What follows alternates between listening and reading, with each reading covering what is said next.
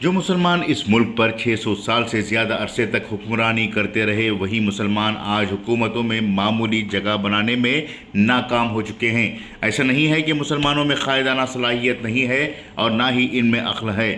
دوسری قوموں کے مقابلے میں مسلمانوں کے پاس صلاحیت اور عقل زیادہ ہے، لیکن اس کا استعمال محدود ہو چکا ہے اور مسلمان محدود معاملات میں ہی اپنے آپ کو پیش کر رہے ہیں۔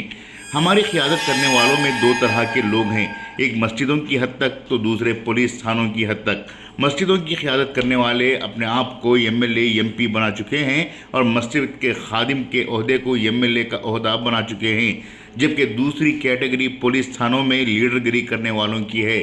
جبکہ مسلمان اپنے آپ کو پرامن، ایماندار اور جرائم سے پاک مانتے ہیں اور چند ہی لوگ جرم کی دنیا میں ہوتے ہیں، اور ان چند لوگوں کی وجہ سے آج ہماری پوری قیادت پولیس تھانوں کی قیادت بن چکی ہے۔ اس کے علاوہ انہیں کوئی اور ڈپارٹمنٹ یا حلقہ دکھائی نہیں دیتا۔ آپ اپنے اطراف و اکناف بہت سے لیڈروں کو دیکھتے ہوں گے، کبھی ان لیڈروں سے سوال کریں کہ آپ کے علاقے کا تحصیلدار کون ہے، ولیج اکاؤنٹنٹ کون ہے، میونسپل کمشنر یا سی ای او کون ہے، ڈپٹی کمشنر کون ہے؟ وہ آپ کو اس سوال کا جواب معلوم نہیں میں دیں گے۔ جبکہ انہی لیڈروں سے پوچھیں کہ آپ کے تھانے کا انسپکٹر کون ہے، ڈی ایس پی کون ہے، ایس پی کون ہے، تو فوراً آپ کو معلوم کرا دیں گے اور جواب ہاں میں ملے گا۔ کم و بیش اس آفیسر کا بایو ڈاٹا بھی مل جائے گا کہ وہ کون ہے، کہاں سے آیا ہے، اس کی ذات کون سی ہے، وغیرہ وغیرہ۔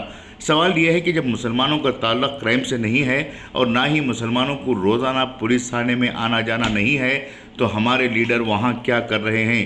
جبکہ مسلمانوں کے مسائل تو تحصیلدار، commissioner, village accountant, food department اور ڈی سی، اے سی جیسے افسروں کے ساتھ جڑے ہوئے ہوتے ہیں، اور یہی لوگ تو گاؤں اور شہروں کا انتظام کرتے ہیں۔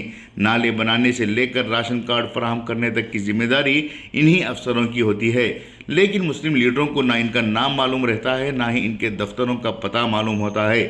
ایک حقیقی لیڈر کی شناخت ان کو محکمے میں ہونی چاہیے، نہ کہ پولیس اسٹیشن میں۔ درحقیقت آج مسلم لیڈران پولیس کی چاپلوسی کرنے، مخبری کرنے اور آؤ بھگت کرنے کے عادی ہو چکے ہیں۔ قیادت چاپلوسی کا نام نہیں ہے، بلکہ حق مانگنے کا نام ہے، اور حق وہاں مانگا جاتا ہے جہاں پر قوم کو ضرورت ہے۔ پولیس تھانے قوم کی ضرورت نہیں بلکہ مجبوری ہیں۔ قائدین پولیس کے ساتھ دوست نہ بنتے ہوئے عوامی سہولیات کے مقامات پر اپنا اثر و رسوخ قائم کرتے ہیں تو اس کا بہت بڑا فائدہ ہوگا۔ خصوصی پیشکش انقلاب نیوز، بنگلورو۔